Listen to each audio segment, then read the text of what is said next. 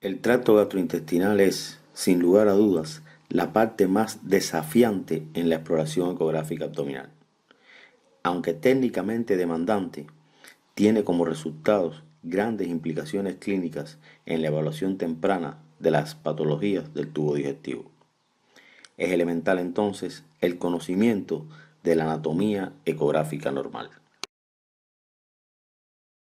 En la histología del tracto gastrointestinal encontramos que de adentro a afuera las capas del intestino delgado son la mucosa, la submucosa, la capa muscular circular, la capa muscular longitudinal y la serosa. La estructura ultrasonográfica clásica de 5 capas puede ser fácilmente apreciada estudiando la pared de la cavidad gástrica rellena de líquido. Las capas, comenzando de adentro a afuera, son hiper, hipo, hiper, hipo, hiperecoica o blanco, negro, blanco, negro, blanco.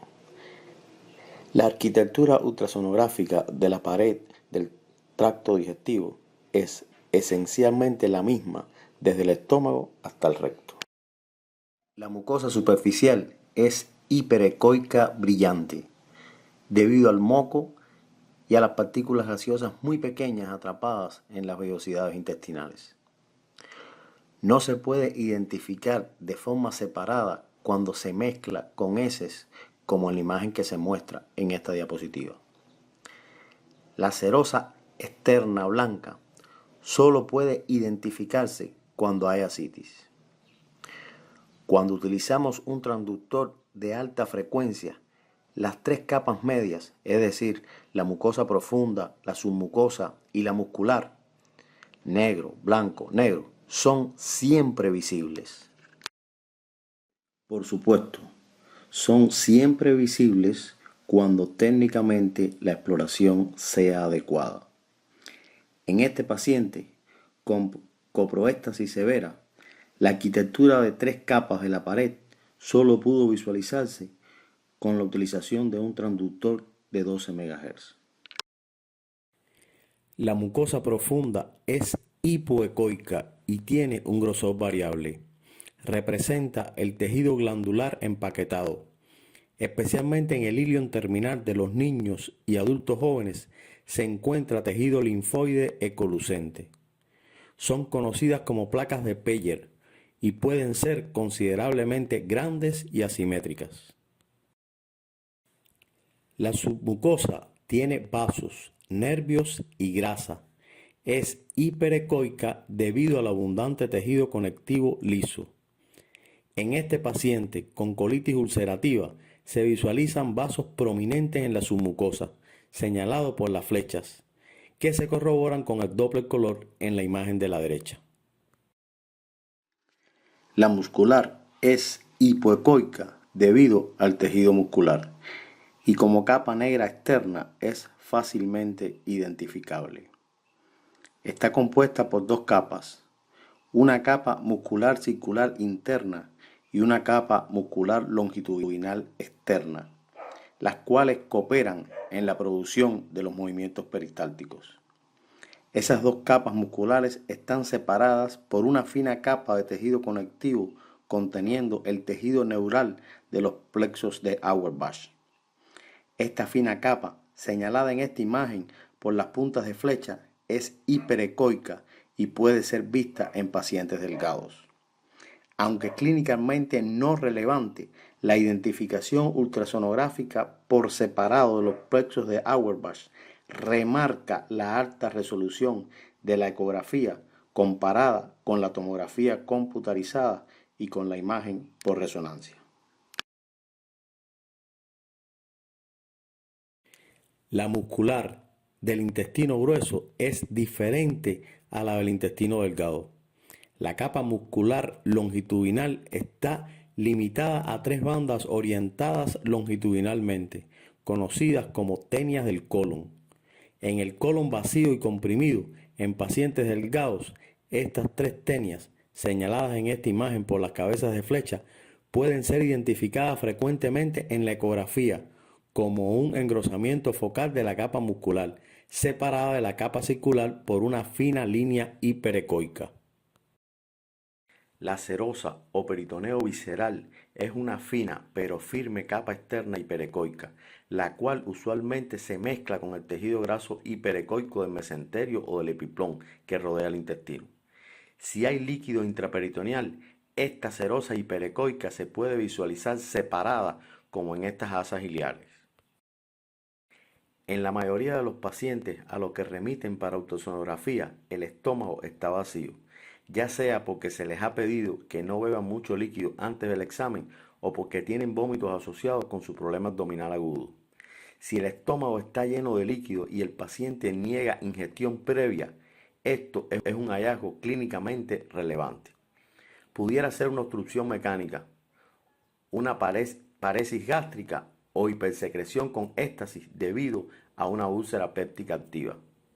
El antro y el bulbo duodenal son las partes del estómago mejor identificadas por ecografía. El píloro es reconocido como un engrosamiento focal de la muscular distalmente al antro. La pared del bulbo duodenal es más fina que la del estómago. El líquido gástrico puede ser usado para mejorar la visualización del antro y del área duodenal.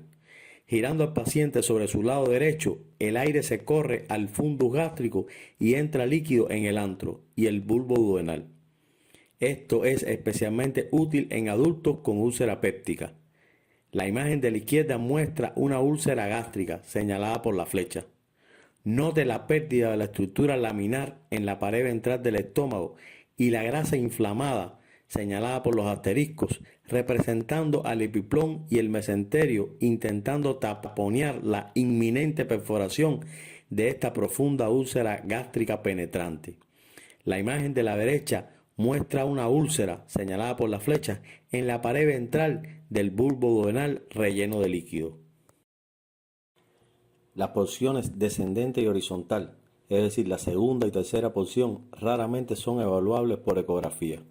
Se puede identificar cuando se busca específicamente un gran divertículo duodenal relleno de aire, presente entre el 10-15% de la población normal.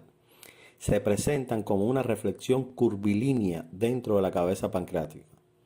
Note que estos pacientes habitualmente tienen un colédoco más ancho que en pacientes normales. El intestino delgado normal es fácilmente visualizado por ecografía y se reconoce por su peristalsis continua, aun cuando la luz está vacía. Note múltiples ecolucencias redondeadas pequeñas con borde hiperecoico dentro de la mucosa brillante. Estas representan vasos normales de 0.4-0.5 milímetros. Note también la fina línea hiperecoica dentro de la musculatura, representando al tejido conectivo que separa las capas musculares longitudinal y cilíndrica y que contiene los plexos de Auerbach. El yeyuno, aquí en la imagen de la izquierda, está localizado principalmente en el cuadrante superior izquierdo y contiene más pliegues de Kershkin, es decir, válvulas conniventes, que el ilion, aquí en la imagen de la derecha, el cual está más localizado en el cuadrante inferior derecho. La medición de la pared del intestino delgado mediante ecografía es dificultosa, debido a los cambios de grosor con los movimientos peristálticos. En este individuo, las mediciones en el plano longitudinal, en la parte superior de la imagen, y en el plano axial durante la compresión ligera, mostrada en la imagen inferior izquierda, varía considerablemente, pero durante la compresión moderada, mostrada en la imagen inferior derecha, las mediciones son más reproducibles y precisas. Como la serosa fina e hiperecoica raramente es discernible, se mide el grosor de la pared intestinal desde el contorno externo de la muscular ventral hasta el contorno externo de la muscular dorsal y entonces, por supuesto, se divide entre dos. Normalmente, el grosor de la pared intestinal simple durante la compresión es alrededor de 1.5-2.5 milímetros. Midiendo el grosor de la pared intestinal por ecografía de esta manera es reproducible y comparable con lo que hacen los cirujanos con sus dedos durante la laparotomía para decidir si el intestino delgado es anormal. Contrario a lo que sucede en la gran mayoría de las enfermedades que afectan al intestino delgado, Las asas de intestino delgado normal son bien compresibles durante la relajación. Compare un ilion terminal normal en las imágenes de la izquierda con el ilion de un paciente con enfermedad de Crohn en las imágenes de la derecha, sin compresión en las imágenes de arriba y con compresión en las imágenes de abajo. Note que es la misma escala en centímetros en las 4 imágenes. El grosor de la pared en individuos normales es 1.5 milímetros. En el paciente con Crohn, 6.5 milímetros. El ilion terminal puede ser identificado frecuentemente de forma separada debido a su localización específica y a su curso desde la pelvis hacia la gotera paracólica. La desembocadura real del ilion terminal normal dentro del ciego solo puede visualizarse en pacientes delgados con un ciego vacío. La localización de la válvula iliocecal puede variar ampliamente, pero su localización promedio es a la derecha del ombligo. Note la hiperplasia linfoide de las placas de Peyer en el ilion terminal. Más frecuentemente, el ilion terminal puede ser seguido hasta su desaparición dentro del ciego relleno de heces. Estas son imágenes del ilion terminal en 2 niños y un adulto joven, con grandes placas de Peyer mostrándose como engrosamiento hipoecoico asimétrico de la mucosa profunda. Con cada nuevo antígeno se reactiva el tejido linfoide. En los pacientes jóvenes, tanto los nódulos linfoides mesentéricos como las placas de Peyer son en dimensiones absolutas mucho mayores que en los adultos. El tejido linfoide estimulado en los más jóvenes no solo resulta en placas de Peyer prominentes en el ilion terminal y en ganglios mesentéricos agrandados, como se ve en la imagen abajo a la izquierda, sino también en el engrosamiento de la mucosa profunda del apéndice. Miren la imagen de abajo a la derecha. Note que protrusiones, a veces como pólipos, miren arriba a la derecha, pueden actuar como punto guía en la clásica invaginación iliocecal en niños pequeños. Esta es la imagen por ultrasonido de un niño de 2 años con invaginación iliocecal intermitente explorado entre los ataques. El ilion con abundantes placas de Peyer muestra prolapsos dentro del ciego. Esta es la clásica imagen ultrasonográfica de invaginación iliocecal en 2 niños diferentes. En ambos, el ilion invaginado está dispuesto asimétricamente dentro del invaginante debido al mesenterio graso hiperecoico unido al ilion y que sigue al ilion cuando se introduce. Dentro del mesenterio, la ecografía muestra en ambos un ganglio mesentérico agrandado. Estos nódulos están agrandados como parte de la hiperplasia linfoide general y no están localizados en la luz ilial, entonces no es el punto guía. En el paciente de la derecha, el apéndice, señalado por las flechas, también está introducido. Note el aspecto multilaminado de la pared ventral del complejo invaginado representando 3 capas plegadas de pared intestinal. Aunque el tejido linfoide en el ilion terminal es más evidente en niños pequeños, este puede ser identificado hasta los 20 años de edad. En este adolescente de 15 años con apendicitis aguda, señalada por las cabezas de flecha, aún son prominentes las placas de Peyer en la mucosa profunda del ilion terminal. Durante la exploración ecográfica no es inusual atestiguar una pequeña y transitoria invaginación iliocecal. Además de la ausencia de síntomas, esta puede ser discriminada por ecografía de una invaginación real y sintomática porque son pequeñas, menos de 2 centímetros, compresibles y transitorias y no tienen punto guía. Estas invaginaciones transitorias pueden asociarse a enfermedad celíaca, por lo que es importante descartar esta condición con pruebas de laboratorio. El epiplón normal usualmente no se visualiza de forma separada. Cuando está engrosado, como en las enfermedades oncológicas o más raramente en la peritonitis tuberculosa, puede presentarse en forma de un pastel epiploico, especialmente si hay ascitis concomitante. En la ecografía también pudiera visualizarse el epiplón, aquí señalado por las cabezas de flecha, en el infarto epiploico segmentario, en el cual el epiplón está inflamado debido al infarto venoso hemorrágico. El intestino delgado está unido a su mesenterio, el cual está plegado como un ventilador. El mesenterio contiene una cantidad variable de grasa que junto con los pliegues tiene un aspecto multilaminado, especialmente cuando es comprimido durante la ecografía. El mesenterio normal, aquí señalado por las flechas, en pacientes delgados solo es visible cuando hay ascitis. En el paciente obeso, el mesenterio contiene gran cantidad de grasa y puede ser visualizado como una estructura grasa multilaminada bien compresible. En un plano, este puede simular una pared intestinal engrosada, como muestran las flechas en la imagen de la izquierda. Girando el transductor 90 grados, mire la imagen de la derecha, se reconoce inmediatamente como una estructura grasa, señalado aquí por las flechas. Este video muestra cómo en los bordes de la grasa mesentérica se puede visualizar peristalsis de dos asas de intestino delgado. Distribuido sobre la superficie libre del intestino grueso, excepto en el ciego y en el recto, se encuentran unos apéndices repletos de tejido adiposo, llamados apéndices epiploicos, aquí señalados por las flechas.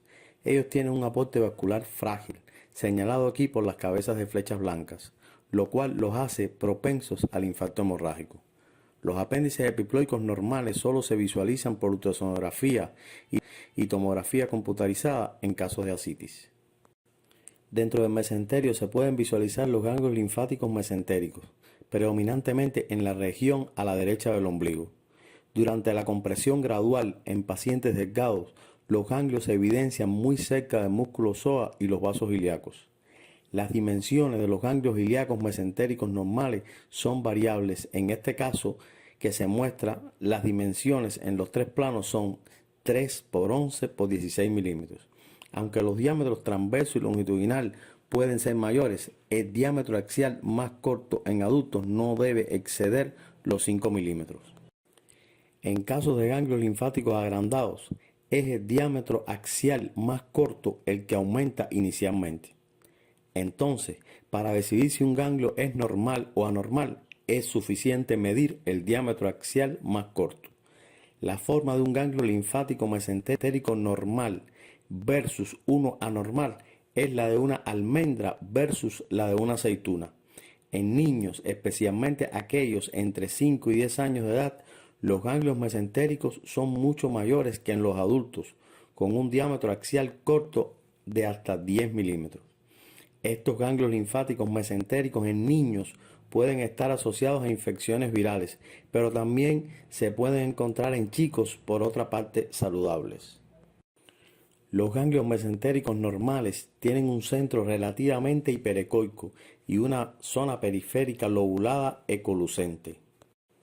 La literatura especializada considera que un ecografista experimentado puede identificar el apéndice completo normal, incluyendo el extremo ciego, en alrededor del 30% de los pacientes adultos y en el 80% de los niños. La visualización completa del apéndice normal excluye la apendicitis. El apéndice normal tiene las mismas capas como la pared normal del intestino. En esta mujer joven son visibles las 5 capas, incluyendo la serosa, gracias a una pequeña cantidad de líquido intraperitoneal. Note la luz vacía y la forma triangular normal del mesoapéndice hiperecoico. El apéndice normal, señalado aquí por las cabezas de flechas, se diferencia del intestino delgado por su localización, por su tamaño, por la ausencia de peristalsis, por su unión al polo cecal y por su extremo distal ciego, señalado aquí por las flechas. La medición del diámetro del apéndice por ecografía se hace de la misma forma que la del intestino, durante una compresión moderada desde el contorno externo de la muscular ventral hasta el contorno externo de la muscular dorsal. Medido así, el diámetro de este apéndice normal, aquí en la imagen de la izquierda, es 4.5 milímetros y el de este apéndice inflamado en la imagen de la derecha, 8.5 milímetros. En muchos libros de texto, el valor de corte reportado es de 6 milímetros. Sin embargo, este no es un valor seguro. Rattenbacher publicó en Radiology hace ya 20 años un estudio grande en el que encontró que el apéndice normal midió 6 milímetros o más en el 27% de los casos, con un rango de 2 a 13 milímetros. Sin lugar a dudas, los criterios ultrasonográficos de apendicitis aguda es un tema interesantísimo que pudiera generar discusión o incluso ser el título de otra presentación en este mismo taller. No es raro que la punta del extremo ciego, señalado aquí por las cabezas de flechas, del apéndice normal no tenga luz debido a fibrosis. Aquí vemos un corte longitudinal en la imagen de la izquierda y uno transversal en la imagen de la derecha del sigmoide vacío de un paciente delgado. En el corte transversal, las tres áreas de engrosamiento local de la muscular señaladas por las cabezas de flecha representan las tres tenias del colon. Aquí vemos el colon normal relleno de heces en la imagen de la izquierda, durante la contracción en la imagen del centro y durante la relajación y compresión en la imagen de la derecha. El grosor de la pared del colon normal es de 3 a 4 milímetros. Las sombras acústicas de las heces impiden la visualización ecográfica de la pared posterior. Vean imagen de la izquierda. El colon se distingue del intestino delgado por su localización, por su contenido fecal, por su escasa peristalsis y por una capa muscular externa gruesa que son las tenias del colon. La muscular del sigmoide puede variar considerablemente, principalmente debido a contracción. El engrosamiento permanente de la muscular está asociado con el desarrollo de divertículos, aquí señalados por las flechas. Incidentalmente se pueden observar los vegetales no digeridos dentro de la luz del colon. Se les llama heces negras. Pueden ser diferenciados de pólipos colónicos por sus bordes contorneados, por la ausencia de vascularización, por no estar adheridos a la mucosa y por su desaparición durante el seguimiento. Le doy las gracias por su atención y espero haber merecido el privilegio de su tiempo.